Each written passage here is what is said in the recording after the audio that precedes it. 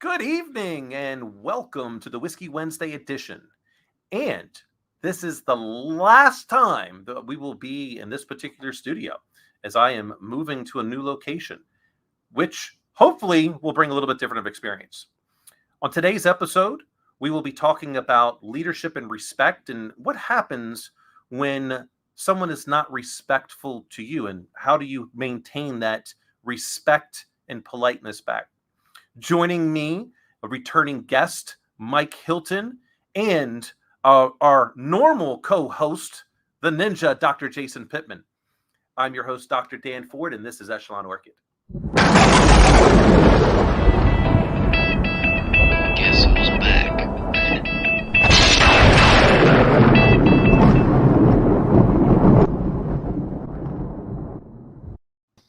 Gentlemen, Hello. what's going on? You know, that was interesting, man. I've never had this happen before with my audio setup. You did your intro and you cut over to your pre-canned intro video. Yeah. And it switched from my headpiece to my speakers. I have no idea, dude. No idea. Interesting. It was the thunder. It's amazing. Yeah. I thought it was storming outside. Oh, well. Let's get so I don't know. I know, Mike, you're not drinking tonight. You're doing some cigars. I don't know what ninja you're drinking, but I am drinking this lovely 4-grain bourbon from the Spirits of French Lick. This guy down there is a mad scientist. It's I think it's the largest independent distiller in Indiana, and this is some interesting bourbon. Corn, wheat, oats, and barley. That oats really changes the flavor quite a bit. What do we got there? Nice. Goose Island? Yeah, this is their, it was supposed to be their special summer brew. You can only buy it in these pint cans. It doesn't even come in a 6-pack, 12-pack, or anything like that, man. And they sell out fast because here you can only get them at Sheetz gas stations. It's the only place that has it. Anyway. I don't know, man. I don't know what to tell you. So Dan, your brew I think fits you well. The whole mad scientist thing you got going on. I like it. Well, that's kind of the goal. Like, if you're a scientist and you're not mad, like, there's something wrong. Then are you really a scientist? That's just Yeah. So leadership and respect. So I guess that this first part, what I really want to get into is, is there a difference between being polite and respectful? And is it necessary for good leadership? Those are complex questions. Yeah. Those are complex questions. I don't think I would say that respect and politeness are the same thing. It depends on how you construe politeness. This is what I'll say, at least from my perspective. Is I would argue that it's in our best interest as individuals to treat everybody the same and to treat them, if you want to say, as we wish to be treated. That's one way to articulate that thought, like in a biblical sense, right? I tend to think of it as treating people with the thought that they're humans, and with that condition of being human, there's a lot of complexity. There's lots of things you're never going to know about a person during for the duration of an interaction, and so it's best to assume that there's suffering that you're not aware of, right? That can complexify that, and so we should treat people with kindness and empathy. Now, that doesn't mean I'm willing to tolerate any kind of tomfoolery, shenanigans, or bullshit, because I can only control and own myself. And so, yeah, I don't know that I even understand what polite means necessarily, because it's just the same for me. Everybody's the same. They're all human beings. I agree with you, and I have this sense of exactly like you treat others and how you like to be treated. But let's say in the business sense, in an organizational structure of ensuring task and fulfillment and much fluidity as possible when it comes to management, does it help to have a cohesive company as things are changing continuously over time for high growth to have maybe an edge if your management structure is extremely just well connected through politeness and respect. And I would say maybe a little extra in this sense. And you treat everyone the same, maybe in the business hierarchy, but in the business world, does it give you an edge? Perhaps. Well, so I will posit this. You can be polite without being respectful, but you can't be respectful without being polite. As an example, Mike, will you please go fuck yourself? Thank you. It's very polite, right? But it's not respectful. Well, okay, so that's my kind of my analogy. So let's say you're disagreeing with someone, and just kind of like what you're saying, the extra politeness will go. I'll be a little more pointed because you hit Mike on what I was going to ask, and this is a question for both of you. So I feel that I have an obligation to point out your errors and help you rectify that. Am I being polite when I point that out? Am I being respectful, or am I being both? Well, the polite aspect is like in terms of like the way I look at it in terms of that respect piece is, and one, I would say never say things like, if I'm being honest, respectfully, like those words automatically to me is a negative connotation, and it takes you out of there. But you can say something like, I do it all the time. Hey, you're likely not going to like what I have to say, but I don't agree with the direction in which we're going. And here's the reasons why, and this is the reason why I say it. I feel like that's very polite. I've told them, look, you're not going to like this. But I'm obligated to make sure everything. Now, as if this person's my superior in the hierarchy, you want to make sure you're doing this like in that closed room. And I think the respect part for whoever that's in the hierarchy, if he or she disagrees, hey, when we go out that door, you made the decision. It's your call. I said my piece. We'll do it your way. I'm going to do everything I can to make you successful. I've voiced my disagreement. You disagreed. I don't need to keep pushing it. Like this gets right back into the movie A Few Good Men. You object once. You don't strenuously object. You object once for the jury. That's it. I'm not going to keep going. So would you guys agree then, if we define respect as the intent behind a communication and politeness as the tone of that communication? Yeah, I think so. That's how I look at it. I definitely agree that politeness is part of the respect. There may be more, but the situation is it's always a high growth, high stakes. They go together. Business world, and you have to perhaps disagree, and that comes up often. And disagreement is healthy. Your experience, you may have a lot to disagree about. Disagreement is completely healthy. It's a natural thing.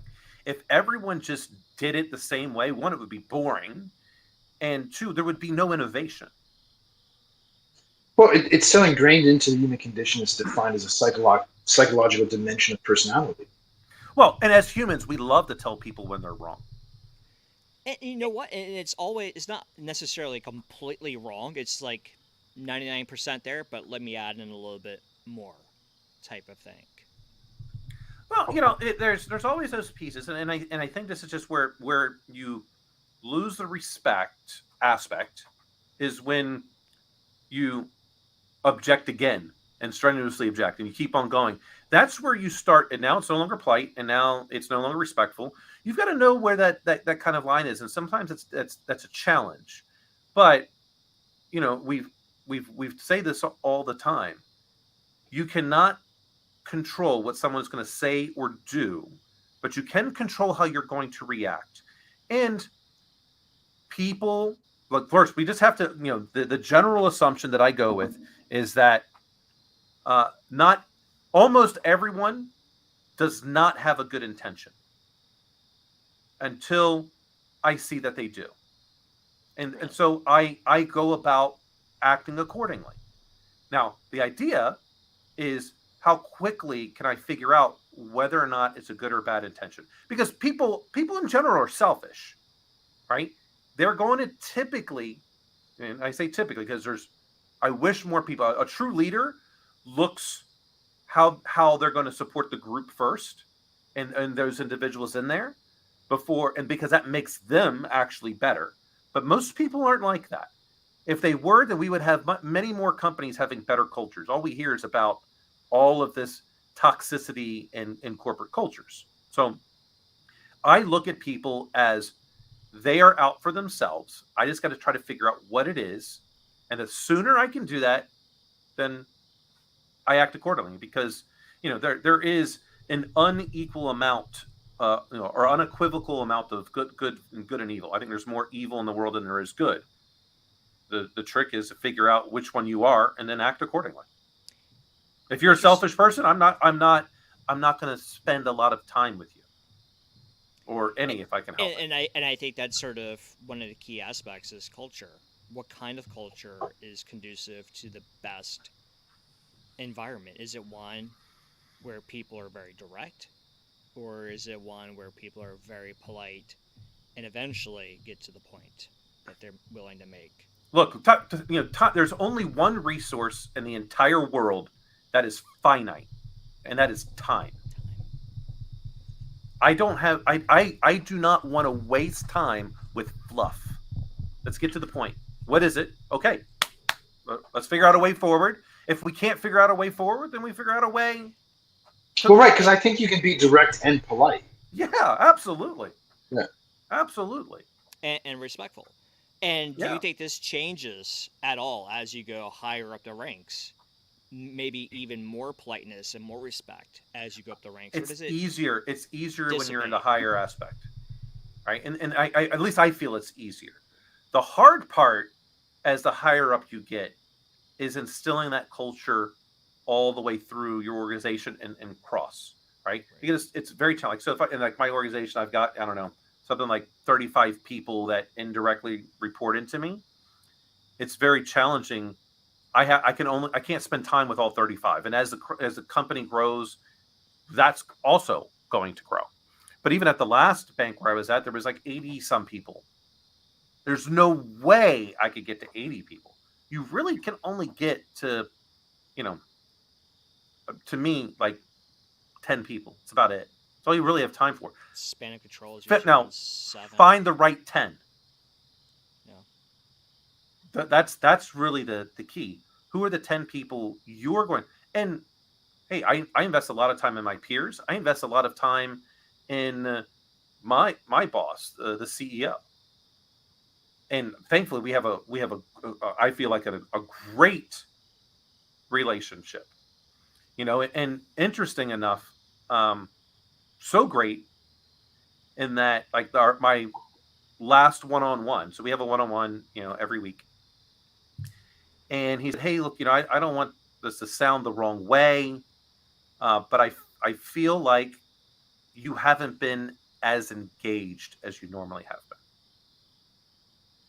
And I'm like, "Oh, I don't see it that way. I feel like, I'm doing the exact same things." But then so what did I do? I'm like, well, I mean, hey, one, I'm glad he said it, because if he's feeling that way, there might be something to it, right? Maybe. I didn't quite understand what was. So I went and I reached out to my peers. Hey, can we chat? Like, do you feel like I'm more engaged, same as you've always known, or less engaged? And this is, I was talking with my CFO, and she said, "Dan, I feel like you're the exact same, but what's different between this year and last year?" And I said, "Well, there's 2 new COs, and there's a CO that's handling all the strategy. Last year at this time, I handled all of the strategy because it was needed. There was a need, and I filled that gap." And I was reminded, in the Michigan model of leadership, they've got 4 colors, and each one means a little bit different. But when you kind of figure out which one is your dominant trait, is that how it is. I was more yellow, but it was only slightly. It was pretty even. And really, as you read into it, I realized, as the epiphany came about, I'm a chameleon.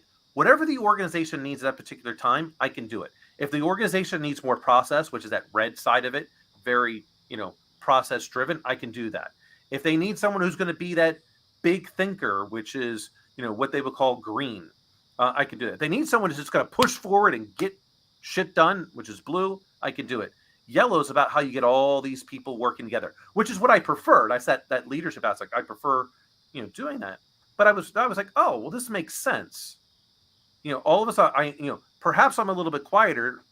There's two new people. But if John and I didn't have this mutual respect, he might have just kept that in, and then it would have kept on burning, and then maybe he might have lashed out.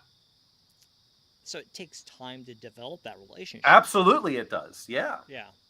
It's not something that can happen immediately. So whose responsibility do you think it is to do that?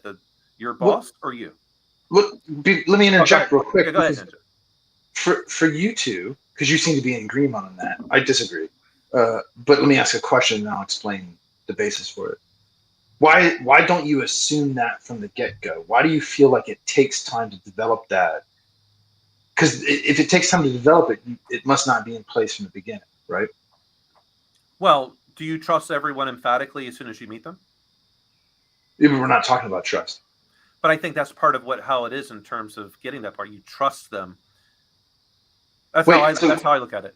So if somebody makes a mistake, are you not going to tell them unless you have had time to build the relationship to tell them they've made a mistake?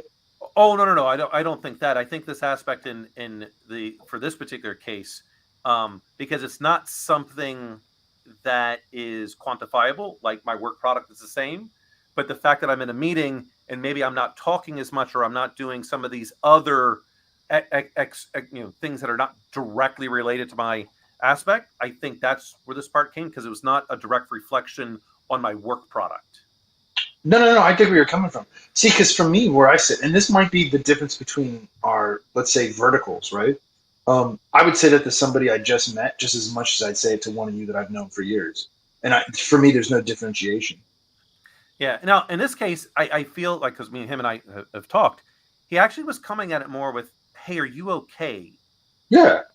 Yeah, sure. Like, because he was like, he's like, look, if there is something that you need, like he was, I felt like the way in which he was, when really looking back at it, he kind of, the way it was put is that he felt that perhaps he missed something and he wasn't providing me with something in there, like, and is there something wrong? Mm-hmm. Like there was a general caring, which, again, I generally care about all my people, but I may not know what their needs are until I get to know them. Well, fair. Yeah. But Jason, if someone's doing something that's job performance-wise, it doesn't matter. I don't need to know how long, we've known each other. I'm like, look, you're not doing this right. What were you going to say, Mike? Yeah, it's basically the same question. It's like, what if someone brought that to your attention that you've only just met them or known them for a week? Maybe a direct manager, for example. Would you be taken back? Maybe a little bit, or surprised? Well, I think in that new manager, how are they going to know? They don't know you yet. So they don't know if you're engaged or not engaged, because they haven't got an opportunity to know your personality. Maybe. Well, you can. Sorry, real quick. You can assume they're making an observation in the moment based on the moment, right? And that's the duration of it, which is qualitatively different than a lengthy relationship with iterations of observations. But I think that the question stands. And the question, let me define the question. I think it's if there's an exception to like the norm, does it go much further to have the relationship, the respect, and politeness? If there's an exception, maybe it's a disagreement, or maybe it's, hey, is everything okay? But just an exception, having that cushion of, I don't know, margin of safety, or that extra, I don't know, packaging of it to make sure it gets delivered correctly,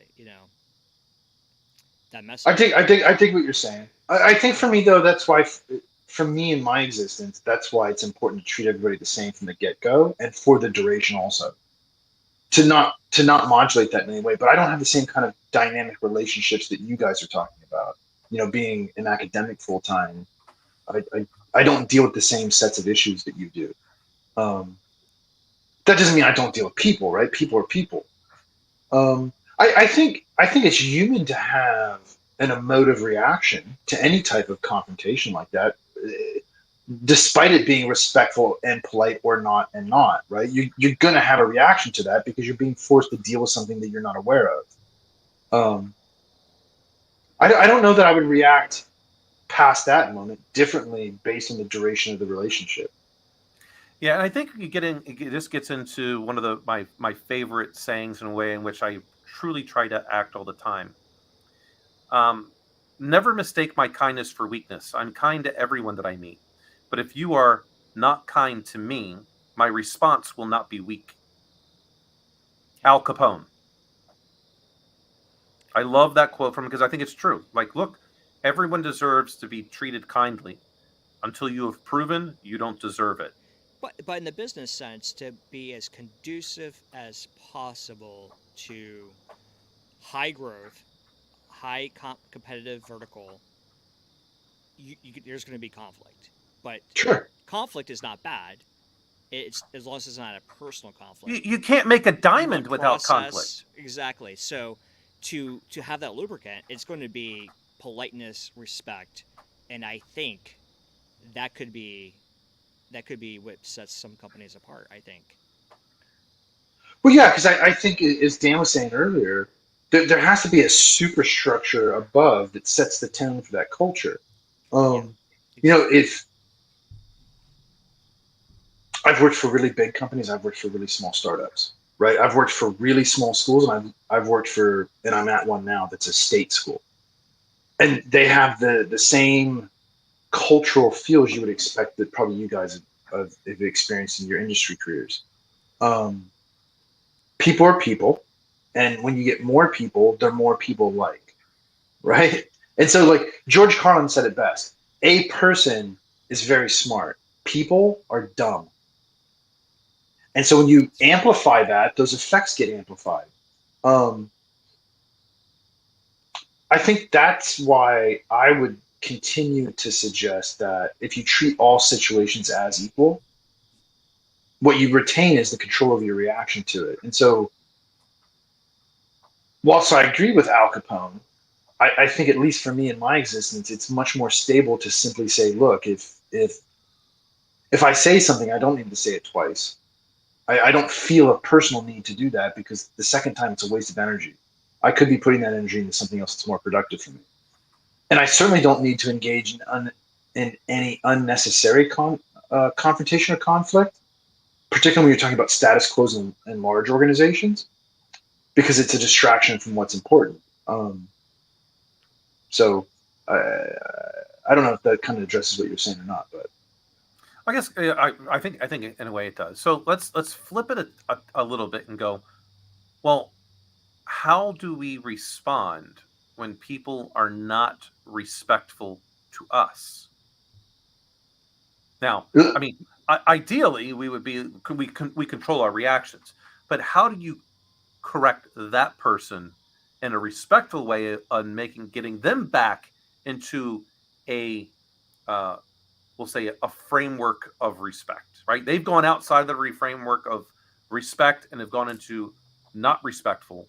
So how do we flip that back to get them? And I don't think it matters if it's the person we report to, our peers, or people that report into us, because it's going to happen. Like those are the three dynamics in the business world, and possibly a customer or a vendor. But let's just keep it in a chain of command, so to speak. That's $1 million question, isn't it? I go back to, it's the same way that you train a dog and raise a child. You confront it directly and immediately, with a tone of politeness and respect, right? I don't think there's anything wrong with saying, hey, look, maybe something's going on. If there is, I'm here to help you. But just so you know, that was inappropriate, and that's not something that's going to continue. Well, I think it gets into these words, right? Words matter. Sure, they do. When they're like that, then this is where it gets like this. I've subscribed to this psychological way that Chris Voss is now making millions of dollars off of with all those things. But you use words like, it seems like you're really upset. Mm-hmm. So de-escalating. Yeah, de-escalate. Yeah. It feels like, and this is where it gets into, a yes is not what you're looking for. You want to know, because people love to correct you. So when they tell you no, they tell you why. Mm-hmm. That's a negotiation tactic. Absolutely. Anytime. So when you start framing things as negative questions to get people to say no to you. Yeah. Yep. And that's that de-escalation point. And you have to just keep, repeat the last three words, did I get, basically in a way in which it makes them, hear it. It makes them feel like you're engaged. De-escalation is the way. And I gotta tell you, it's hard, because when someone's not being respectful to you, it can be very challenging to maintain your composure. I agree. So that de-escalation happens. Let me ask. Otherwise, you just choke them out. That's the next thing. I'm joking. What if they are very politeful, yet not respectful? Let me give you an example. Like, Mike, would you really, really, really please go fuck yourself? Thank you. That is an example, but let me give you a better one. So, for example, let's say you're in a board meeting, and just making this up completely. But let's say that you're in a board meeting, you present some of your plans for next year or whatever it may be, next quarter, and then you have someone that essentially reframes your question and then reframes it again and then reframes it again, and then you answer it, and then they interrupt and then say, can I rephrase this, and ask if I have this correctly, and then try to direct it with a false premise to try to catch you off guard multiple times. You ever train a dog? Yeah, oh yeah. All right, and so then you would agree and tell me if you don't. One of the best ways to, especially when they're at that 1.5 year stage where they're larger, they have a lot of energy, right? To get them to do what you want is to simply get them to walk in a half circle. Don't go forward, don't pull back. I'm going to redirect you on a curve, right? And so you're spinning that energy where they don't have the perception of being held back or forced forward. They're still exerting energy, but you're redirecting it in a more positive way. That works every fucking time. And it works with kids too. Funny enough, right? Well, it works with everything. I mean, amen. Exactly. It works with everything. And so right. The trick is, how quickly do you realize they're doing this? And then you have to, I'm not saying you necessarily put them on the defensive, but no, that's bad. Right? The aspect is now to bring the question back to them, because they're trying to, they have a motive, mm-hmm. right? And when they start doing those kind of things, we know they're not acting in a best interest for the organization. It is a selfish interest. And so as soon as you realize it's selfish, I put it back. I put the question back in a way to using that what question, that how question, and get it, because and I always go that de-escalation part. I'm sorry. Perhaps I'm not understanding what you're asking for. It feels like you're asking for this. And again, you've now flipped it. It's a negotiation tactic. Now they have to clarify. Mm-hmm. And when they clarify it, now you can answer and be like, oh, thank you. Now I understand. The answer you're looking for then is this, and here's those things that led up to it. It's difficult. It's really, because again, the reason why when you feel trapped, now you're on the defensive. And no one likes to feel that way. No, and often that's what that personality wants in that moment. That ego is fed through very flash fire conflict, right? And so that's why what I've learned to do, at least for myself in these situations, because believe it or not, this happens probably more in academia than it does for you guys. There's tons of ego and it's constant friction. Is to say what you said. I don't understand what you're asking me. after they've asked 2-3 times, why don't I buy you a beer or a cup of coffee and you can explain it to me one-on-one?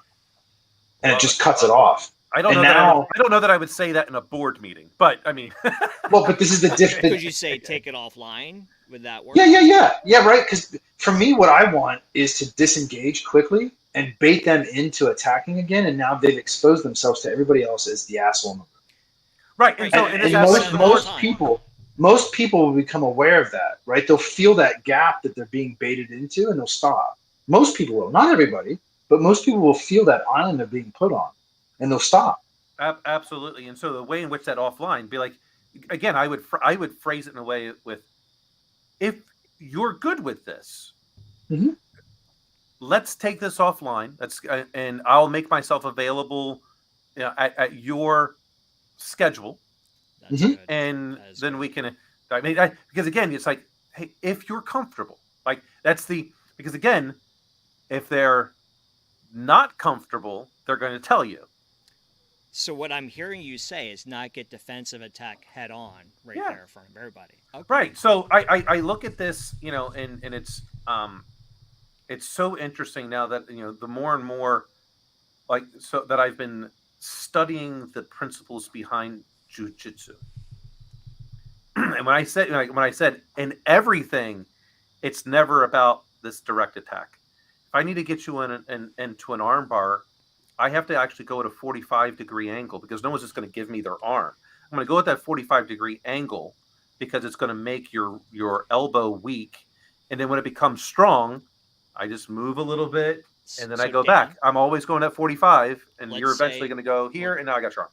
Let's say someone attacked you on a subject matter that you are, inside and out. Maybe it's your dissertation. And someone maybe is stronger than you in terms of the matter of fact, there was a whole committee worth. But let's say now, modern time, not 150 years ago, right? But let's say it's recent. I'm not TK. I'm not that old. And let's say they didn't know that, but they just charged at you in a board setting. Happens all the time. You wouldn't take it head on. You would still do the same thing. Absolutely. I'm not going to change my tactic, because whenever I want your force to come by me, right? Yeah. I'm going to move out of the way, and I'm going to get you to follow me in those, circular paths, those indirect ways, because you're going to expend your energy chasing. Well, right. I'm not going to fight somebody where they want to fight. It's just that simple. And that's why, now for me, because you may not know this, Mike, I have a really aggressive personality. It may not be coming across. And so the way I've learned to temper that to be successful is to always not decide something in the moment. Okay. I've tried different things, and really what works for me is just to do the same thing all the fucking time. And so I don't engage ever. Well, that's the discipline. Right? That's the discipline. Defer. Yeah, hey, look, I don't know. Let me get back to you. I don't have the answer I think you want. Let me get back to you. Hey, look, I don't understand. If you're comfortable, I'm available on this day at this time. Why don't I buy you a coffee or a beer or what the fuck ever, right? Right. And we can discuss this in more detail. Yeah. And so it's easier for me to just be consistent and disciplined and not engage in the moment in that type of, because clearly, like Dan was saying, that person has ill intent, and they know something I don't. They think they got me, and maybe they fucking do. But what they want is me to engage right now, and if I don't do it, their plan's foiled. That's right. Right, and this gets right back into that overall aspect of being disciplined. Mm-hmm. Right, the most successful people in the world throughout history, they're more disciplined than those that are not successful. That's it. That is what I truly believe separates the successful people versus the non-successful, regardless of what your discipline is. Well, and to add to this, the other thing I realized is that, and I would say this is true for you guys too. You may not realize it, maybe, I don't know. You tell me if I'm wrong. We're not ER surgeons. Nothing requires an immediate response. There is no harm in saying, and not even saying, just not responding for an hour, 2 hours, 24 hours. Personally, I think 24 hours plus is excessive for modern life, but I'll certainly take 23.9. Mostly, yes. Right now, Right. There's exceptions. right. My world's a little bit different in that when the technology goes down, I got to kind of be responding immediately. Right. Right. There's exceptions. Yeah. But outside in of a way, that, I take pride in a fast response. You know, technology, business, even law background now, and everything combined. I don't have to go to someone else to give you the answer. I can answer it myself. well, but on what is that external energy resources. expense? That energy expense of always answering fast. Remember, Yes. good, fast, cheap. Pick two. Exactly. If you're Always gonna having be your fast, flanks exposed. right. If you're going to be fast and good, your resource, that energy, is depleted. That means because you're constantly having to do that, you're not able to focus on the other things. So you can be good. Don't be fast. That's right. Yeah, no, I'd rather be the choo-choo train. Just a You nice, know, steady fucking speed that doesn't start and doesn't stop. at the beginning of my career, I just wanted to be good, and I was like taking my time. Then I wanted to be fast, and I didn't care about the rest. Now I need to go back to just the quality aspect. Yep. Yeah, well, Quality always, in my opinion. I want to play the most amount of games over the longest period of time. That's my goal. I don't want to win the game right now, and I'm not thinking about the singular game 10 years in the future. I want to play as many games as possible between now and when it ends. That's the goal. And the way to do that is to be in the most amount of harmony with those things around you so that you get invited back to play those games again and again and again. And that's why I'm just looking for low friction. That doesn't mean I'm going to agree when I don't, right? Right. But I also don't feel the need to immediately respond to things, especially when it's palpable that it's negative by intent. And that's why, at least to me, also, that's what I was saying in the very beginning with this concept of politeness and respect are a little foreign to me. Respect's a little more accessible for me because it's intent. Politeness to me is tone of that communication. And that's where, again, our worlds might be different a little bit. But I just try to treat everybody the same 100% of the time. And if as much as I can, when I feel myself, because that's what I can feel and trust, deviating from that, I don't have a problem saying one of those things, right? Hey, I need to think about it. Let me get back to you. I'm misunderstanding. I'll own that because let's assume the worst case scenario. Maybe I am the fucking idiot. It's possible. I don't think it's true, but it's possible. And I'll own that. And now I'll put you on the spot where I want you. Well, and that gets into this aspect of, again, now you can use these powers for good or evil. The quicker you understand someone's intent, you can turn that around on them, and it's okay to, so to speak, appear to lose the battle because you know where this is going to go, and then let them. Now, this gets into that aspect of you can be polite without being respectful, without really saying, go fuck yourself, because then it's going to set them up, and no one wants to look bad amongst their peers. And so if you know they're going down that path, you know what their intent is, you can put them in that position to where they're going to have to eat the shit sandwich. And let them be willing to lose a battle to win the war. Sometimes you gotta sacrifice your queen to make checkmate. Well, and a lot of times too, like in this stoic viewpoints, listen, man, I've had a bad day. I've drank too much and woken up the next morning and wanted to destroy something beautiful. I know what that feels like in that rage. And so I assume somebody's having that moment. And why not give them a day to cool off and then meet and come together and be that brother to comfort them and help them be better. And that's what I was saying earlier about, I think that I have this idea of an obligation I do for myself that we should point out each other's errors and help each other become better as a course of that. To me, that is respect. And Absolutely. I think teamwork. And exactly, right? And I think the tone of that is what defines the politeness of it. Because when I get better, I get better. And I get better, you get better. I mean, it is. Yeah, it's iron versus iron, sharpening each other, as you said. Yeah, I agree. Which is why I truly wish I had come across jiu-jitsu many, many years ago. I would have nowhere near as many injuries, because the whole concept in jiu-jitsu is you need your partner to always be healthy. Yeah. Because if they're not healthy, you're not training, they're not training, neither one of you are getting better. Oh, yeah. Well, I think part of it's learning from your mistakes too, right? Oh, yeah. I mean, listen, man, 10 years ago, I wouldn't have sat here and said half the shit I'm saying. I wouldn't have. I would have had a very different outlook I on wouldn't be things, asking these questions. right? So I mean, but you ought to expect that out of boys becoming young men, becoming fathers. You know what I mean? Why would you expect anything different out of human beings? We have this maturation process. Anyway, Dan, sorry.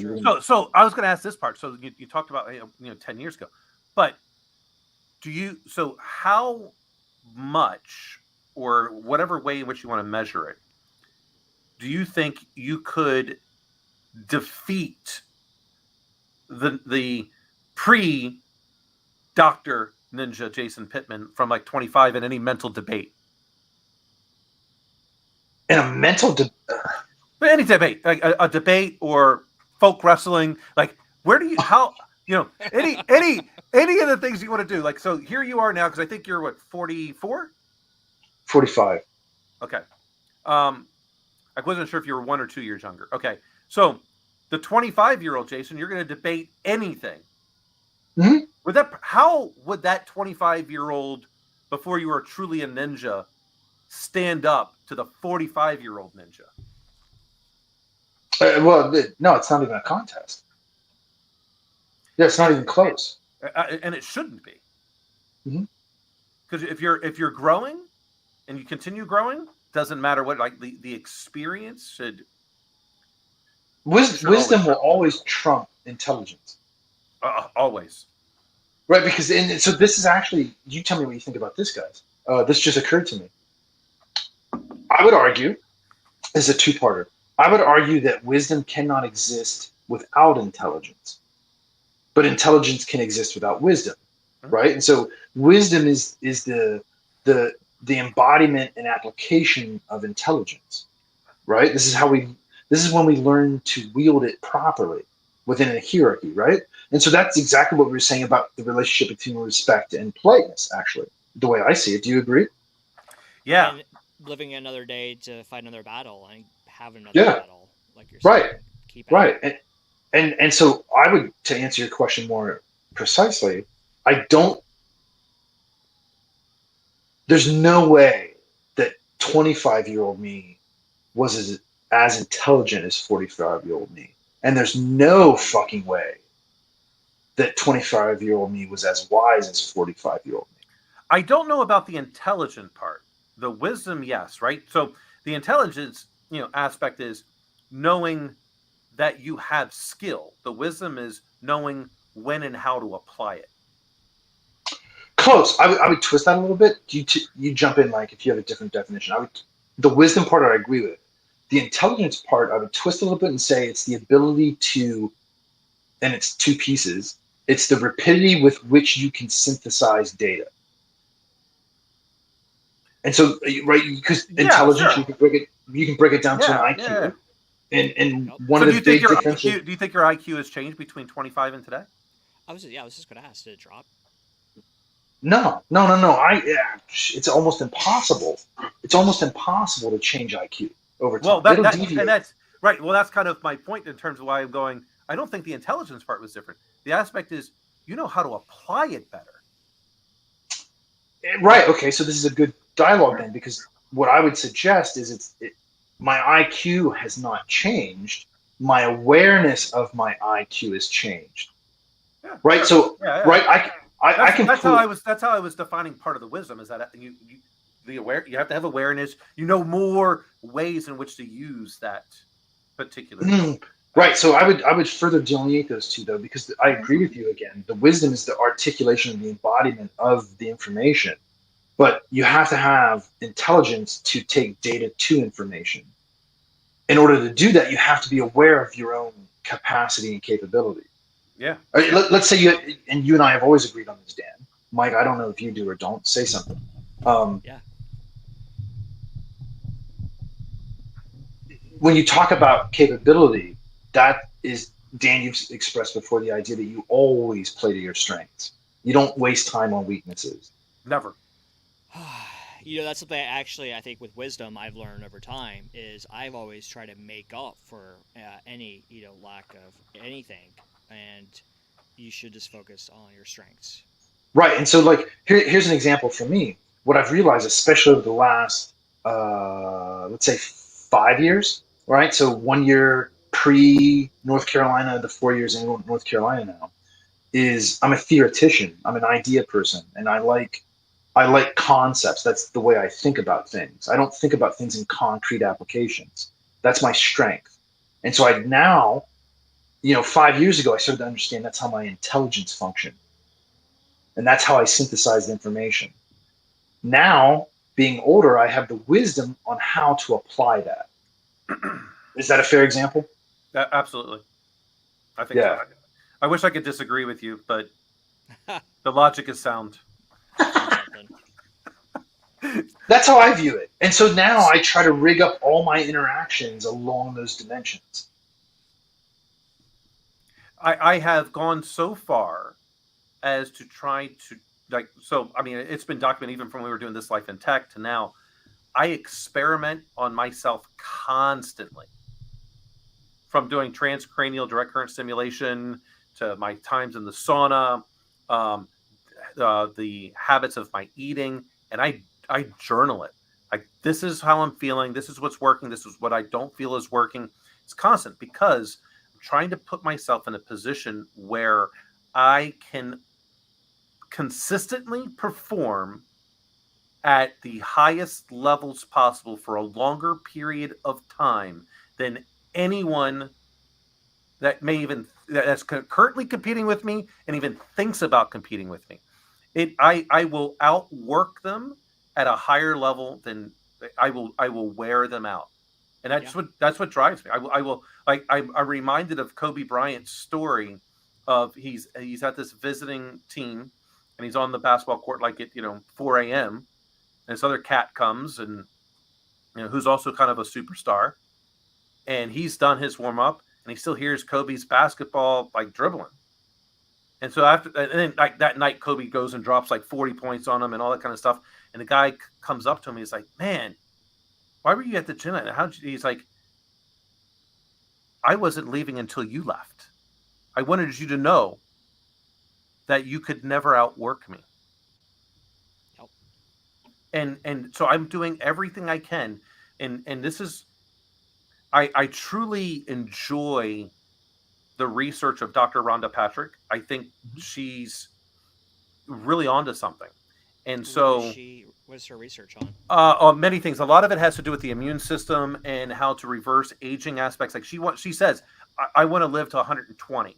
And so what cultures have a higher probability of living into 80, 90, 100, 110, 120, and looking at their diet and what things are doing. And people that are in Asian cultures that consume a higher amount of omega-3s, fish oils, have a higher propensity to live longer lives, not at a cognizant level. Like, they don't have the degenerative, mental capacity, right? So, but one of the things that she's been researching, which I find very, very interesting, is that your mental stimulation is at a higher peak when you're in ketosis. Yeah. So how long can you stay in ketosis? The longer you can stay in that way, your brain is at an ultra sensitivity of being able to fire like on all pistons. And so I've read other research, but now she's doing a lot more into that aspect. Now this is her her passion, her research, and her job.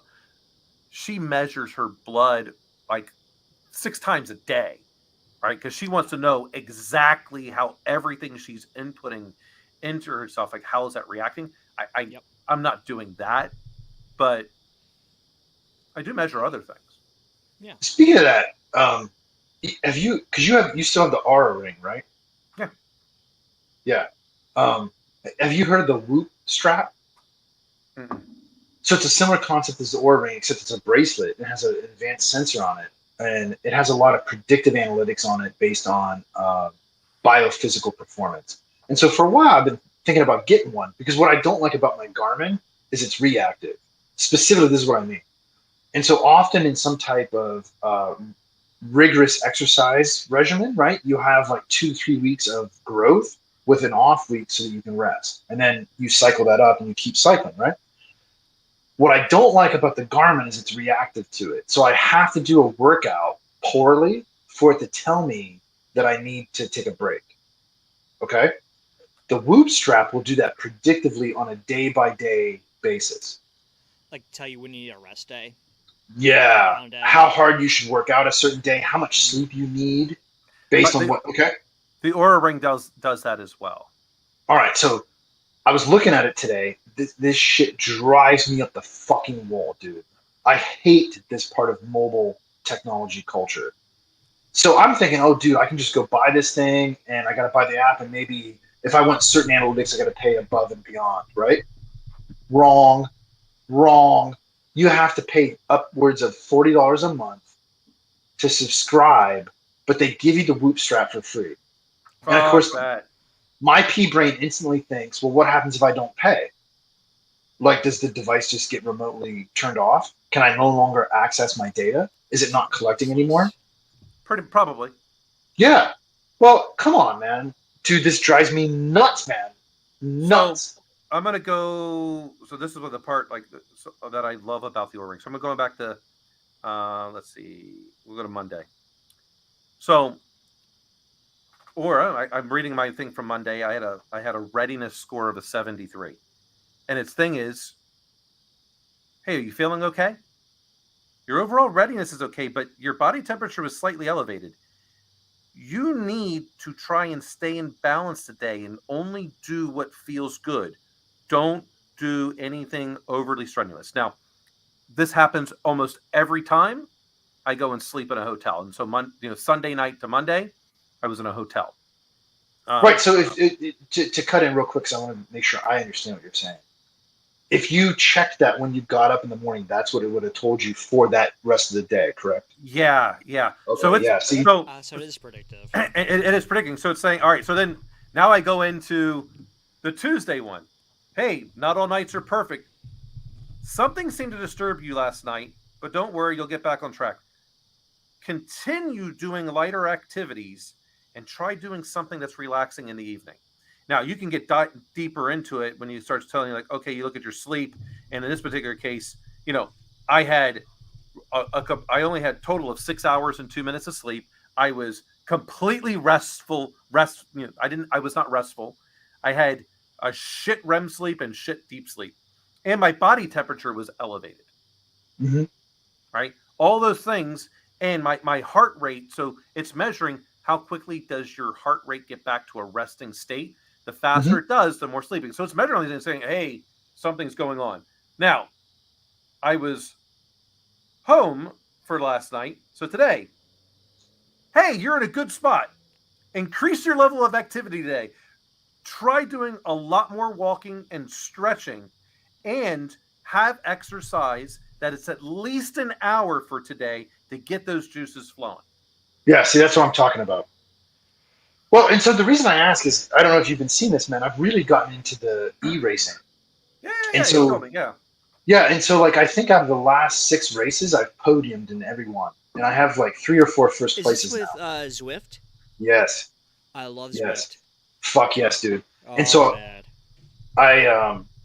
I traveled last Thursday and Friday. I went to a B-Sides conference in Raleigh and presented some research. And so I stayed in a hotel, and I can't ride my bike, so I did back-to-back runs, which drained me for a race. And I got into this race, and I've been doing the same one, so it's the same course, right? Same time. I'm ready for it. I know how to hit. Okay. And this dude is with me, and the gap opens up. He goes up the road, and I'm like, this isn't going to stick, right? And inside of my little pea brain, I'm thinking, and I don't have the legs to catch this fucker anyway, dude. I'm tired. I feel beat up. Had I had something that told me not to do it, I would have done that race the next day instead of that day. And that's the difference between first and second place. Yeah. So I had a Garmin watch, and I was uploading to a third-party service. For some reason, it slipped in my name. Very popular. Like one. Strava or something, or Yeah, Training Strava. Peaks. Yeah, Strava. Maybe Training Peaks.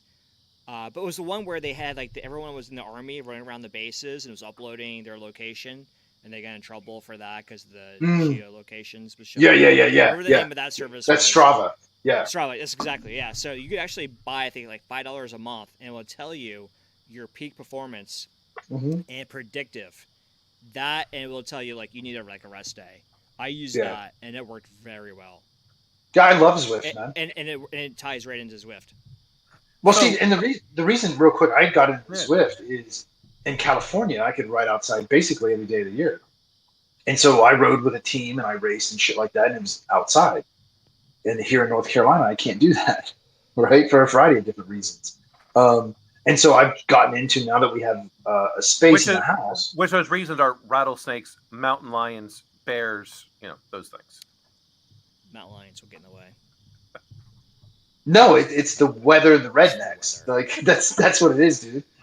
No, I don't give a shit about rattlesnakes and cougars. I care about rednecks rolling coal on me in the fucking rain and the snow. But anyway, and so I've used advanced like ERG controllable trainers for a long time. I've had an elite Doretto for a long time, and I've used Zwift off and on, right? But the last year, man, I've really gotten into the racing aspect of it, and I fucking love it. Now I run in it too.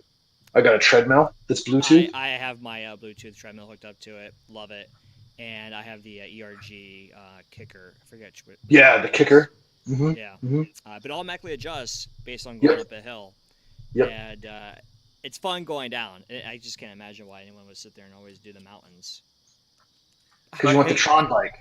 Yeah. Yeah, that's why they do it. So when you were talking about the aspect on the wrist, so based on my research, you're never going to be able to get as accurate of results when on the wrist as you can when it's on the finger. And that was a big reason why I did the Aura Ring. That makes sense. Because of how sensitive the blood vessels are in your fingers versus the wrist. There's too much in the way. So that's a big reason.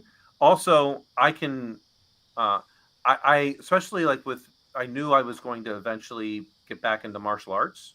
I can keep my rings on in martial arts, and it'll track that activity. It's not necessarily good wearing a watch and doing martial arts. It's right. Not a good thing. But I hate the Apple ecosystem. I imagine that's why you don't like to watch. I fucking hate Apple.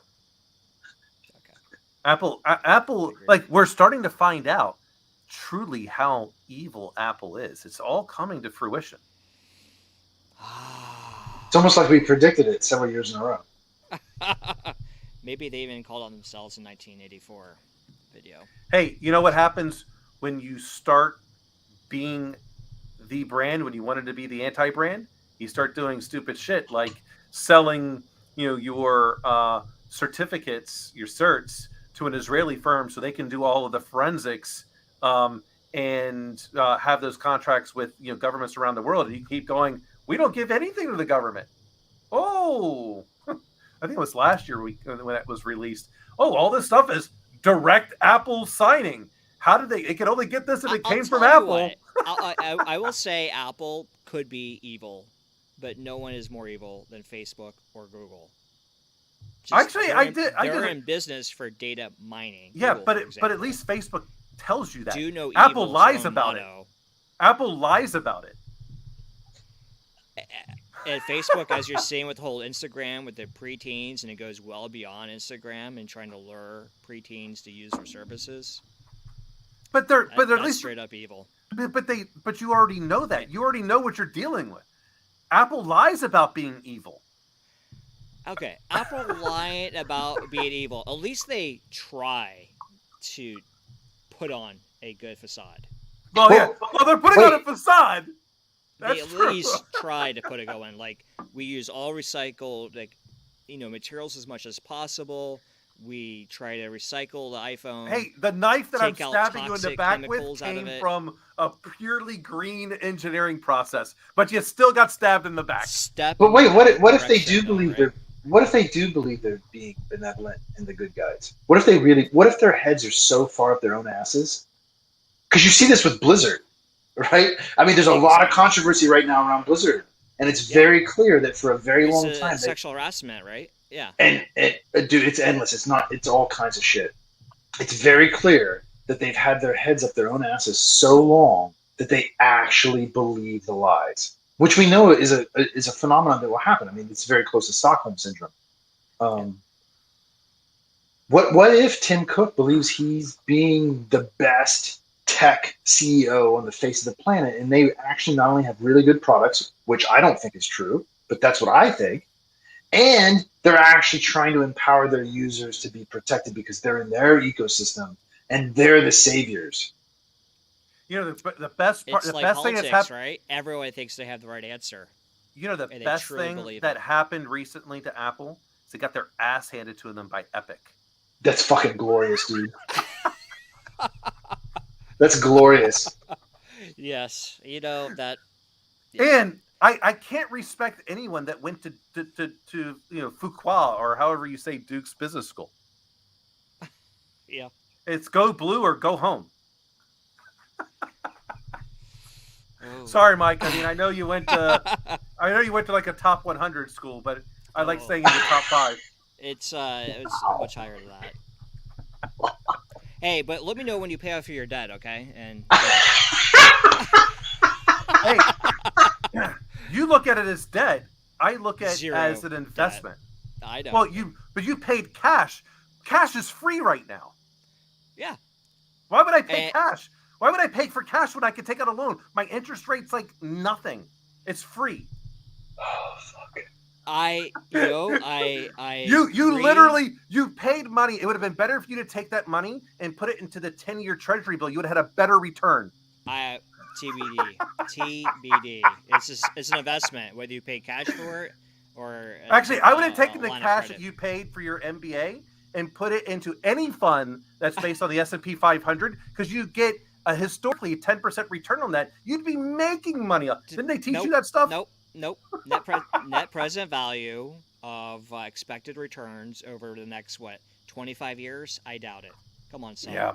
Hey, what if I told Historically. you guys? What if I told you guys that in March I quintupled my investment portfolio based on GameStop, Oh God. and I sold out and I put it all into BlackBerry. No, that's a good thing. That's a good thing. I made so much money off of BlackBerry recently. I bought them about like $2 something about 18 months ago. What are they trading at? Like 14 right now? No, dude, this morning at open it was like fucking under 10. It was 9 something. Oh, well, I sold them at 13. And so because I put stop losses. So as soon as I literally went from $2 to 14. I did GameStop and then I went to AMC and doubled, and then I dumped it all into BlackBerry. I got what out. are you doing? What's happening now? Like it's I got Oh, out we're of not going GameStop. to. No, we're not going to talk about that. So I closed out of GameStop way too early because I'm like, this is gonna fucking fall. Oh, it did several times, and then it went up several times. Yeah. Well, I mean, but it was on that peak side. But I made more money off of BJ restaurants. Remember I gave that thing? Yes. I told everyone, I'm like, buy BJ restaurants. I'm telling you. You guys are just in there on Wall Street Bets and Reddit and just. No, BJ Restaurants was not a part of Wall Street Bets. BJ Restaurants wasn't a part of Wall. Yeah, they weren't part of Wall Street Bets. I like slow and consistent growth. Bots. Yeah, I'm with you. And that's how I looked at. And that's how I looked at BlackBerry. So I really do. I think it's a good slow and long consistent. So, yeah, but you know my history of BlackBerry, right? Yeah, I know, and that's why I'm kind of fucking twisting it in. So Mike, then when you're looking at the stock, then what beta are you looking at in terms of when you're going to invest? So I don't necessarily look at beta. I like to look at the fundamentals of the company and say I want to say I'm going to be an owner of this company, and I don't try to say I'm looking at the value of it compared to its peers necessarily, or how it varies with the S&P index. I like to say I like to just own this company for the long run. For example, I like bots, BOTZ. It's a basket of semis. Oh, and just AI. disclaimer: we are not giving any particular securities advice. We are just telling you things that we have personally done. I'm basically unqualified in everything, FYI. So Don't take listen to any of this stuff on this part. And bots. I bought it and it was like 12 last year. It was like 40 now. That's a good long-term play. Here's how to make money. You don't lose money ever. If you just keep on compounding it, just like you were saying, Dan, just every little bit grow. Well, and that's why I do That's pay all I attention to want. the beta. So like right now, like as an example, a great stock if you're going to put money somewhere is like looking at different fast food companies, because when the economy is poor, more people are buying those fast food dollars. As the economy increases in terms of like jobs are plentiful, you've got great jobs, people aren't going to fast food, they're going to go to more higher end things. But Real estate. well, I mean, It's all yeah, but I mean, CapEx. it's being like if you're just looking at the aspect of a stock, you're not necessarily going to be EBITDA. right. EBITDA, So, consistently, Walmart does well in the stock because everyone, no matter how the economy is, buys toilet paper. When I'll the tell you econ- an interesting. I'll tell you real quick I love Costco for that reason, by the way. on the subject of fast food, because Same thing. I have an intimate relationship with that. Interesting enough, at least certain higher end fast food brands, what they saw over these COVID years is the number of transactions have gone down, but the total receipt has gone up per transaction. And so the phenomenon's explained in terms of there's less trips to a restaurant, but each trip consists of more food purchased. Yeah, I would interesting. agree with that. But I see headwinds for that industry. Supply chain is about to crumble. It's highly reliant on. You think it's going to crumble for fast food? For a lot of things. So for how example, so in fast food? How is the supply chain? labor on the lower end is hard to obtain. But that's So why you're they're gonna all have moving to price kiosks. escalations. So you're still going to have input in transition times, and you're still going to have input for food. It's highly variable. Food is one of the highest variable parts of our economy. Agreed. Yeah. I would say wait a little bit on that. Maybe I think Ford actually could be a pretty good buy, moving into electric vehicles. Yeah. Sourcing and producing them here in the States. So it's funny that you talk about, because I talk about like the betas in this aspect, because the beta for McDonald's is less than 1, and that tells you that when the market is overall bad, that's you want to go in that direction. But the interesting thing, and I talked about this a couple of weeks ago, we were at a wedding, and on the way back, the missus wanted some French fries. There was not a fast food joint in the area that was open. It was 10:15 at night on a Saturday. Yeah. Where was this? Right, right here in Indiana. All right. Well, and not one was open. Not McDonald's, not Burger King, not Chick-fil-A. You friggin' name it. None of them were open. Mike's right though. With fast food, one of the biggest problems is labor. That's a hard nut to sell, and that really eats into your margins, which are already razor thin. And then you're subject to not only the commodity fluctuations of your product, but in terms of logistics, it's distribution. So now we're not in our gas. predictions aspect. Do you believe, based upon our current trajectory of workforce, is this a time when fast food dies? So this is where bots, BOTZ, AI starts to increase significantly. I think across the board, you're going to see labor replacement because of the escalation of. They're going to be forced to. Have to. Yeah. And so I work. Just so you know, and COVID for I redundancy. did predict the first companies that are going to benefit from all of this is fast food due to AI. Well, 2 years ago, I predicted that. I think trucking is going to be near there too. In trucking for sure. Oh, so, yeah. Mike, you may not know this. I have a history. I worked in fast food on the IT side in security, but my wife also came up in that. So I have a large degree of experience in the space. How did you meet your wife? Working for Carl Karcher Enterprises, which owns Hardee's and Carl's Jr. and used to own La Salsa. And so that's how we met, working on a project. She reported to Jason. In case you want to know. Okay. No. No, that's not true. She It's had the not, restaurant. but it's pretty funny. She had the restaurant expertise, and there was a particular problem that needed to be solved, and I was the only person that understood how, from an IT side, to automate things. Okay, because there's a huge multiplier in cost when you're trying to deploy fixes to a restaurant. Okay, and so my point in saying all that was the fast food industry at large has known for decades on how to automate everything inside that restaurant. They know how to do remote order taking through call centers. They've experimented with it. My wife was actually on the news for that one time, years and years and years and years ago. They've known how to do all this. They have the tellers now, like McDonald's has started to deploy those with the touchscreens, but they know how to do that at the counter too. They know how to use robotics and automation with AI to do the food prep, all that shit. I worked with a system that used So AI. when do you think they first realized that? Hey, let me finish this real quick. Quick because it's a good question. I actually worked with a system that using cameras in the parking lot would spot cars coming in and the type of car based on the number of people in it would predictively send orders to the kitchen to cook food. No way. That was 10 years ago, dude. We had that technology then. The reason why they never pulled the trigger and deployed any of it at scale was because they had a perception of people not wanting it. To the point, when I was at Carl Karcher, we bought a restaurant chain and it's split between the coasts because west and east of the Rockies, you have Carl's Jr. and Hardee's, same fucking thing. Okay. Some of them have Mexican restaurants embedded in them.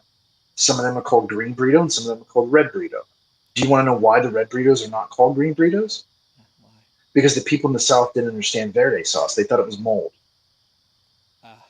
So you couldn't call it green. You had to call it red, even though it's green. Because red is salsa. That's a true fucking story, dude. And so the reason why it wasn't deployed is for psychological reasons. COVID in particular has put so much pressure on those razor thin margins that there's no recourse. And now you have a massive labor shortage, right? So I wonder about O&M of the machines, because then you create a distinct competitive playing field where it's like, okay, we're going to have the better machines. Nope, we're going to change our machines. Nope, we're going to do this. Yeah, it happens. And think about the software and how they're going to automate that and how do you get it deployed. Mm-hmm. And then I think Chick-fil-A sort of competes on their customer service. How do you? Mm-hmm. Oh, they 100% do. Yeah. Right. So the reason I was asking, when do you think that? So I was a manager at Wendy's in 1994 because they paid a lot of money and it enabled me to do whatever. They knew that then. Yeah. Yeah, it's been something that's been talked about and understood for quite some time. What it requires is the undercurrent of the social structure to change to enable it. And especially now where you have this labor shortage. I mean, look, I got to tell you, all these people that are choosing not to go to work right now for whatever reason, they're going to be left behind. Because it's going to allow technology to truly replace what they were doing. Also, I've had customers, state governments say they would never go to cloud. All of a sudden, COVID hit. They're getting millions of requests for unemployment, for example. No other choice but to go to cloud to scale up. Yeah, off of legacy. It's happening. They are rapidly. Technology is now you're now seeing because they did not have a marketable skill. It's going to be replaced by technology. There's no other aspect because it's cheaper. It's cheaper in the supply chain. Well, let's just take a look at it. If I could replace an individual, even if that technology costs $500,000, I could amateurize that and say it's a 20-year technology. Well, I'm not sure you could do that for 20 years. It might be like it depends on what it is, right? But I mean, what I'm thinking is 6 feet apart, and you got 30 people to McDonald's to staff it. You won't be able to keep 30 people in there. You're probably gonna have like 5, and the rest is going to be. Right, and so to Dan's point, and what I was saying too is that industry in particular has understood how to do this for decades. The reason they didn't do it was because of the culture of the customer. Yeah, the sensitivity, exactly. And now, particularly because of COVID, nobody wants well, anybody that's reasonable doesn't want to go into a restaurant with a bunch of unreasonable people. And you The can't fit issue that. is cleaning and sanitizing the kiosk because you're on a touch screen, presumably. Right, but now people are going to be much more apt to not have to interact with other people.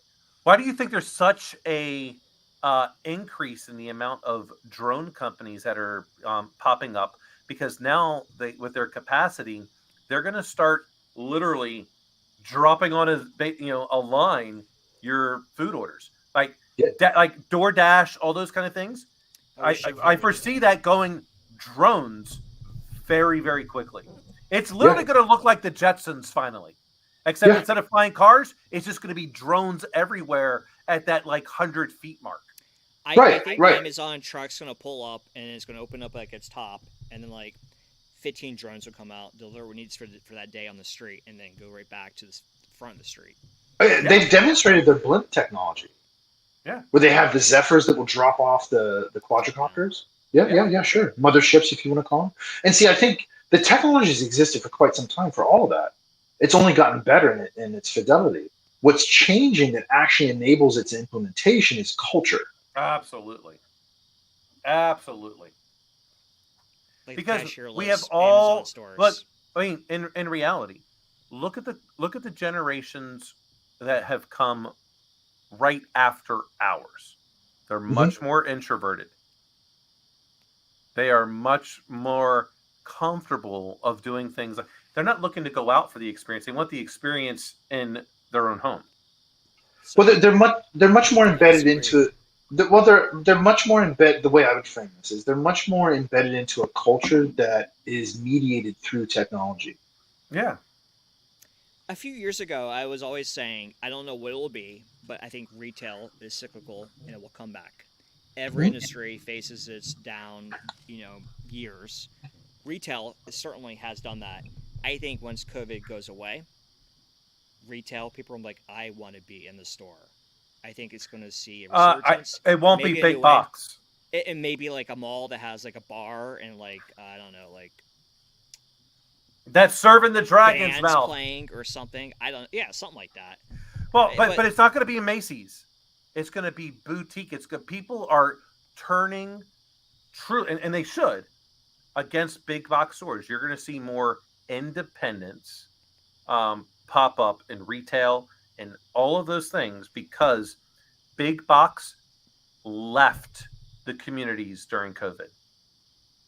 They packed up and said, we're out. I think small business is finally going to get a little bit more recognition than what it has. And how many quite people some out time. there really want to support a big box? They'd rather support the little guys. I think so. I think people are willing to pay a premium for it. I really do believe it. Yeah. Because, and actually, this is what's funny. So, with the new house that we're moving into, we quoted out from a big box store to do like all of the flooring. And a local person. The local person was $300 cheaper. Actually, and I would say, even if they were $1,000 more expensive, I probably still would have done it. Yeah. I mean, it's a huge expense. So $1,000 overall would have only been about 5% increase in the overall bill. But I'd have paid that 5% premium. I wouldn't have thought twice about it. It's 5%. It's the same. I don't know. I don't know that I would pay more than 10% premium. Same thing with my air conditioner. Bought it through one of the major companies here. Had them install. Had them do the maintenance every year. I pay more in maintenance for the AC and its repairs that constantly break. And it's still within warranty. I might as well just buy a new one every year and throw out the door and get a brand new one than what I'm doing.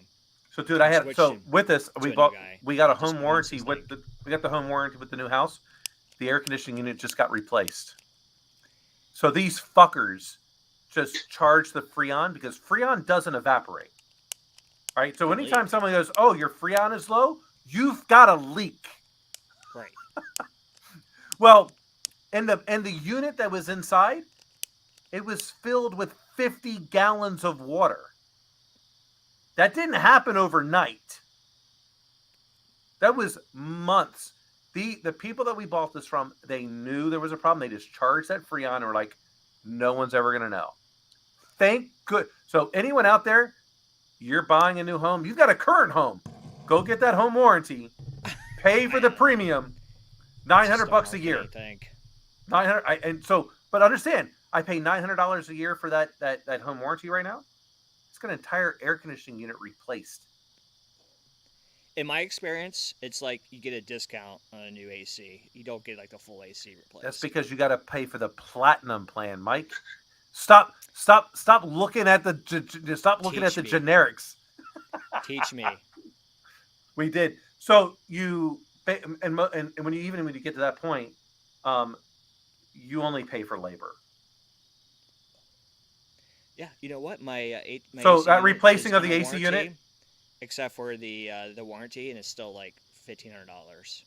Well, so for us, replacing that unit cost us $225 on top of it. That was a labor cost. That's how long it took them to do it. That was it. I didn't pay for any of the parts. The parts were, at least according to like the bill, like the health insurance bill, so to speak, you get was like $4,500, I think. And I only had to pay the labor aspect, which was $250, I think. Must be nice being in Indiana. Hey, everything comes back down to personal choice, Mike. Yep. You could choose to be respectful. You can choose to live in Northern Virginia, where prices are way out of whack. See here, I just trade a couple dozen eggs. Well, why do you think I'm getting in the alcohol business? I'm going to start bartering. Like, how much alcohol is this going to take?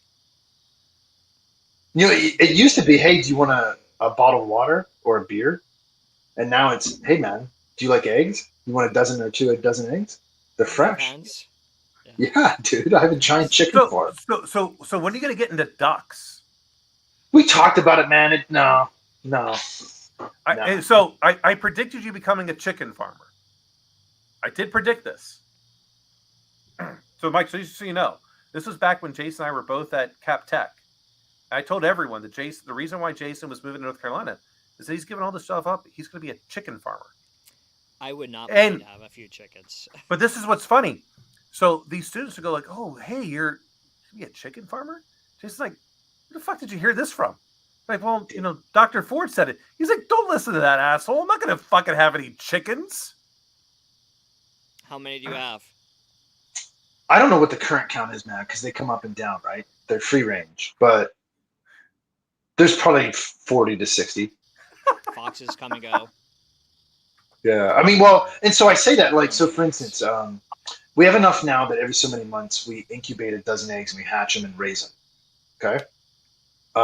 They grow up in the garage. They get a little bigger. We put them into a coop that's totally enclosed on our property. They get more full size, and then we'll take them over to the open free range farm. And so I lost one in the enclosed coop because somehow a fucking hawk got inside there, which is its own funny story. The other day, man, like 3 of them broke out somehow. And I saw some feathers in the lawn, but I have no idea where they're at. It's not like they come home. And so there's a lot of volatility. Where are the guinea fowl? Who knows, dude? I still hear them once in a while. Are they still like bombarding you when you go biking? No. Chickens. I love it. No, man. No, but the guinea fowl are like some dinosaur-looking, bird. They're weird fuckers, and they're aggressive. Yeah. That was a failed experiment, but every once in a while, I think I see one up in the trees. The volatility of chickens. But chickens are because they're dumb as shit, dude. They're dumb. They're real dumb. We went over to the free range farm. Today's Wednesday. We went over Sunday because you got to change the water and stuff like that every so often. There's pigs over there too now too. Your pigs or they're not mine. No. So when are you getting your donkey? I don't know, man. Probably about the same time I get the goats. Yeah. Yeah, goats are probably that would be a good move. But so anyway, are you gonna look to like get the milk from the goat and do cheese, like goat cheese? Mm-hmm. Oh, I fucking love goat cheese. It's that would be the primary thing for me because actually I haven't been able to find it here locally, but like goat butter, So, like when we were talking about whole stuff with like Rhonda Patrick, like the aspect is high fat, high protein. Like I do like this. The only carbs I get are basically from the alcohol. But my coffee in the morning, I do have a sweet tooth, so I've decided I'm not doing like sugar, like refined sugar. So I do a little bit of maple syrup because I have a sweet tooth and butter, and I blend that shit in the Ninja. I love it. It feels like a salon. Nope. Butter. I just do half and half, no sugar, no sweetener. Well, but you're getting your sugar from the milk. Yeah. I'm a real man. But I have a sweet tooth. And so my aspect of the sweetness comes from that maple syrup because I fucking love maple syrup. It's just but when I have tea right there in the morning, first thing. It's gonna when I make have you hungry tea, the rest of the day. I don't want anything in my tea. I want it completely. The only coffee one happens to be when you start getting into some of the Mideastern coffees, like a Turkish coffee. I don't want anything in it. I love that. Yeah. Tasteness. I might put some cinnamon in it. To answer your question, when eventually if we get goats, it would be primarily for the milk to turn into butter and cheese. And then you can sell them off and have them butchered and people will buy them and shit like that. But we'll see, man. That's pretty variable in long term. Have you had goat meat? Yeah. I fucking love it. That's great, dude. I would take goat over, I mean, in terms of like just the aspects, if I was making like a dish of some type, I would take goat over beef. Is it like lamb chops or like? No. I'm not a big fan of lamb. Lamb is a little bit different of a taste, but like goat, I don't get that. I at least again my taste is that it's not as gamey. Like lamb always seems, other than like rack of lamb. I love a rack of lamb. Rack of lamb, yeah. Lamb chops, French style. Yeah, lamb chops. Not a big goat. I love that. Like I would do goat as a replacement for any meat in like an Indian or any Middle Eastern like dish. I think it just pairs really well like that. It doesn't taste gamey at all. No, it's good. It's good. Which is also why I prefer elk over deer. Yeah. Oh, for sure. Elk doesn't taste gamey to me. Deer tastes gamey. Yeah, venison has a very distinctive taste, which I mean, there's plenty around here, dude. You can I really want to try bear. It's really good. I haven't found anywhere that does bear. How about alpaca? We talked about alpaca. The margins aren't good here, and then we talked about sheep, and there's a sheep farm up the valley, so that wasn't doable. Llama. Well, same. Yeah, same as alpaca. Because primarily what we were talking about for that was shearing them. But once we factored in how far we would have to transport it to market and shit like that, the margin was too. I mean, you have one hot summer, one cold winter, which it's pretty temperate here, but it can get a little volatile. It's not worth it. Well, I mean, that's why they do so much better, like in Texas, New Mexico, Arizona, and probably even Southern California. I don't know if they do it there or not, but I mean, I know they do it Arizona, New Mexico, and Texas. We went to a farm with my kids, and emu bit me. They're mean fuckers. They're mean. They're very mean. You know, the meanest animal I've come across, which you probably already know, Mike, because you have an intimate relationship with them. Camels. Yeah. Camels, yeah. So intimate. Yeah. So we'll see, man. I don't know. We're good with the chickens right now. I'm still trying to come up with my prediction as to whether or not I see ducks in your future or not. It's kind of cloudy. Yeah, you can. I mean, ducks are perfectly fine to raise. If we did, domesticate. Yeah. Well, I'm just doing this because I predicted, Jason being a chicken farmer. I'm just not sure yet if ducks are issues because duck eggs. I don't like duck itself, like in terms of like but duck eggs. Really? See, we have enough different variety of chickens now, man. We got these new ones we started at the beginning of the summer called Easter eggers, and they produce these smaller, blue, denser yolked eggs. Those are really. Are those the ones wearing the blue bandanas and they're like? Yeah, those are the Crips. Now, how's the omega 3s for those? It's high. Yeah. Yeah, they're really good. And the fact of the matter is they're all much richer eggs. And you can tell right away, like, for instance, the shells, because they're richer in calcium, because they free So range, thick, are much really thicker. thick. Yeah.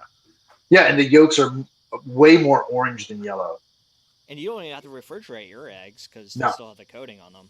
That's right. Yep. Yeah. Yep. No, I mean, it's when if you can, I mean, it's going to be difficult with you being in Northern Virginia, but I mean, when you get those, I grew on basically a 12-acre plot of land with chickens and all kinds of animals. yeah, but you're now in Northern Virginia.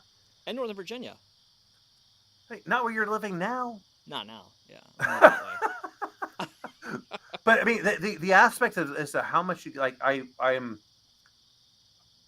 hoping for an aspect where I'll have enough land that I'll be able to do, like, chickens, ducks, whatever. This is a very interesting fact. Like, for an adult, if you just have 2 eggs a day, it meets your protein that you need to sustain. A child just needs 1 egg. 1 egg a day for a child is enough protein to basically last it, up until about high school. Then they got to get to more, depending on male, female, whatever. But 2 eggs. How many eggs does your chickens lay a day, Jason? It'll vary a little bit, but because we collect them weekly. Yeah. On average, we probably get somewhere between 80 to 100 eggs a week. And now, listen, that's our take. There's on alternating days, potentially, the other part of the family, because this is a giant set of family farms. My wife's cousin, the 2 of them are really into this. He shows up and takes them. So I don't know how many they produce per week. I know by breed on average how many they should produce per day. But, I mean, it's a lot of eggs, dude. It's a lot of. I give way more away than we consume. Well, that's kind of my point. So it sounds like 1 chicken that's mature to lay eggs is laying about 4 eggs a day. Yeah, let's say depending on what breed, it's probably 2 to 3 a day average. Depending on which breed. Some breeds will lay more eggs, but they're less dense in meat, so you're only going to do the fall stew with them because of the meat stuff. Some are more meat dense, so those are the ones you really want to butcher and eat regularly, so they'll lay less eggs. And that's just an energy conservation for the biology. So regardless of, so to speak, the breed of chicken, you're getting your 2 eggs a day.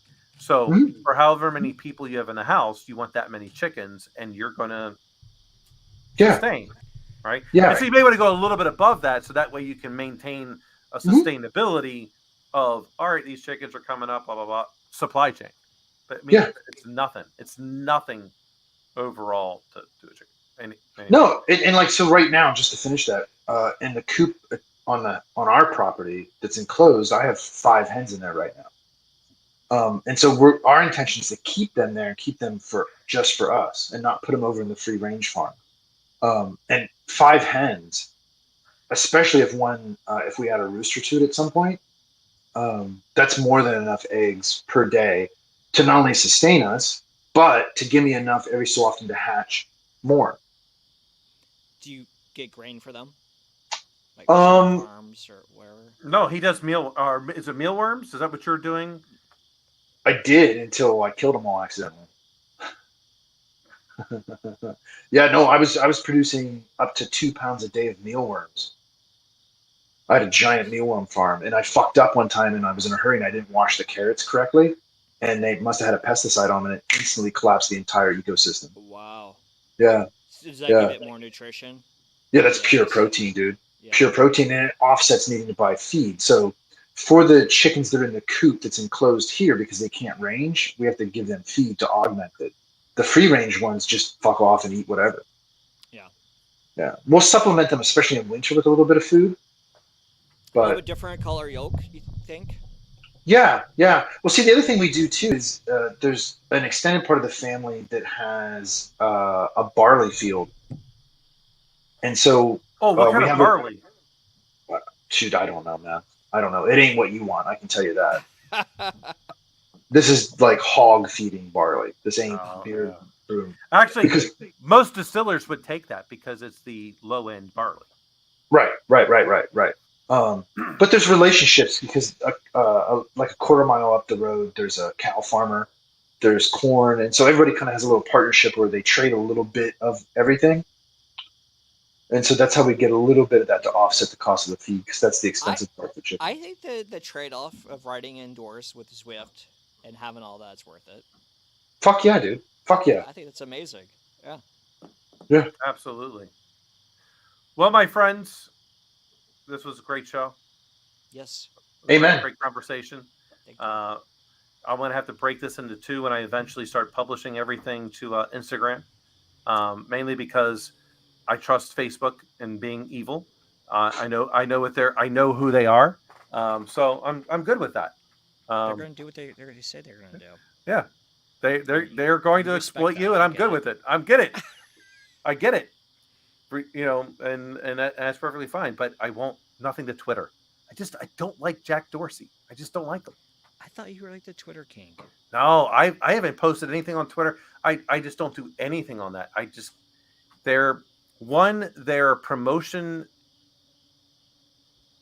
we'll say requirements are horrible and they're expensive. Facebook / Instagrams are pretty reasonable in terms of promotion. Google is quite high to promote.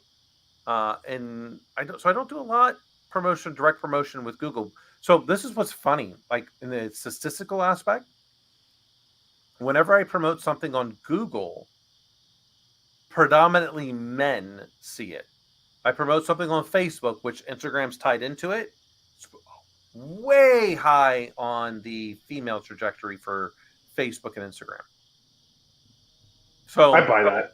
I kind of have to balance it from that aspect because I'm trying to get a fair amount of across the board of diverse viewership. How's your viewership these days? And when can I see my royalties go to my Bitcoin wallet? Well, it's going to be a little while. I mean, I'm at like 860 subscribers. Nice. My hours watched is pretty good, but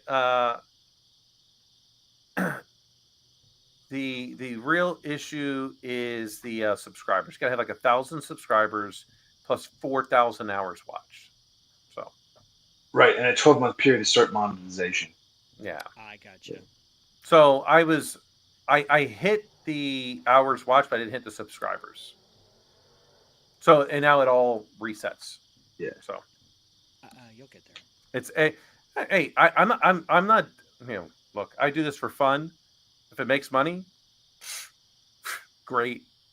But I get to enjoy all the people that I've worked with over the time. So anyway. Yeah, it's enjoyable. So my it's just so funny. So some of you have heard me talk about my gay friend Jeffrey. And he hates it when I say my gay friend Jeffrey, but it's, he's out there. So he just put out there, hey, I don't know if y'all see this coming across. It's helping me with my gay male subscribers. So Jay Money, hey, thanks for tuning in. I don't know if you're in Greenland or if you're out in Washington State, but thanks for tuning in there, Jay Money. So Jeffrey and I work together at Department of Energy, and the guy responsible for me going to Sakana and getting into sushi. So he ruined all these Midwestern sushi places. So, but he is not in Iceland today. A great guy, someone that definitely helped me in my career. So, Jay Money, you got to come on someday. Anyway, my friends, thank you so much. Thank you. Thank you. Everyone, take care. You too. Good to see you, Mike. See ya. Yeah, it's good seeing you, Jason. Cheers. Bye. Cheers.